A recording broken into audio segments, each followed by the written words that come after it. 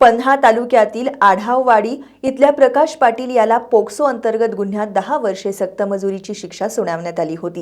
ही शिक्षा भोगत असताना तो काही दिवस जामिनावर होता।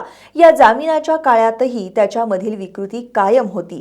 यातूनच त्याच्यावर विनयभंगाचा गुन्हा दाखल झाला होता। प्रथम वर्ग न्यायदंडाधिकारी कळे यांनी त्याला या विनयभंगाच्या गुन्ह्यात शिक्षा सुनावली होती। प्रकाश पाटील याने या शिक्षेविरुद्ध जिल्हा सत्र न्यायालयात अपील दाखल केलं होतं।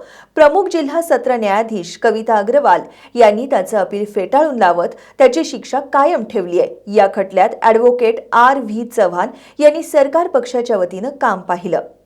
प्रकाश पांडुरंग पाटील राहणार आढाववाडी तालुका पन्हाळा यांनी त्याच्याविरुद्ध पोक्सो अंतर्गत गुन्हा दाखल असताना प्रलंबित असताना त्या केसमध्ये तो जामिनावर असताना ह्या दिनांक 2017 साली पीडितेचा विनयभंग केला म्हणून पन्हाळा तालुक्यामध्ये त्याच्यावरती दुसरा गुन्हा दाखल झाला आणि त्या खटल्याचा निकाल कळे येथील प्रथम वर्ग न्यायदंडाधिकारी तोडकरी साहेब यांच्यापुढे निकाल लागला। जलद गतीने निकाल लागून आरोपीला 2 वर्षे सक्तमजुरी आणि 3000 रुपये दंडाची शिक्षा मेहरबान कोर्टाने दिली आणि तो दंडाची रक्कम पीडितेला द्यायचा आदेश केला।